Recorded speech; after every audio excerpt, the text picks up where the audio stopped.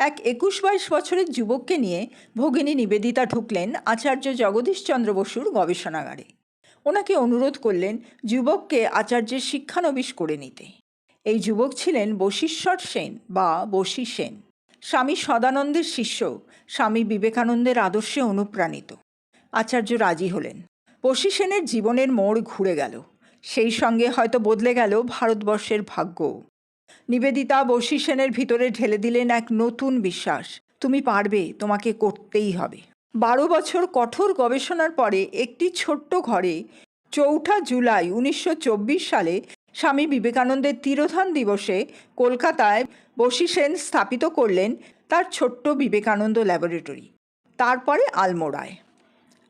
সফল হলেন হাইব্রিড ভুট্টার বীজ এবং হাইব্রিড পেঁয়াজের উৎপাদনে, যা ছিল ভারতের সবুজ বিপ্লবের প্রথম পদক্ষেপ।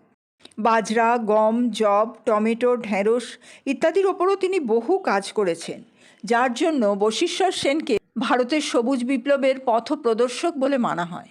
বশী সেন ভগিনী নিবেদিতা সম্পর্কে আবেগ ভরে বলেছিলেন, আমার বিজ্ঞান চর্চার সবটুকুর জন্য আমি নিবেদিতার কাছে ঋণী। তিনিই আমাকে স্যার জে.সি. বোসের অধীনে নিযুক্ত করেছিলেন। তার প্রতি আমার অনুভূতি ভাষায় প্রকাশ করা আমার পক্ষে কঠিন। তাই বলা যেতে পারে, এক সন্ন্যাসিনী হস্তক্ষেপ না করলে ভারতের ক্ষুধা মিটতে হয়তো আরও সময় লাগত।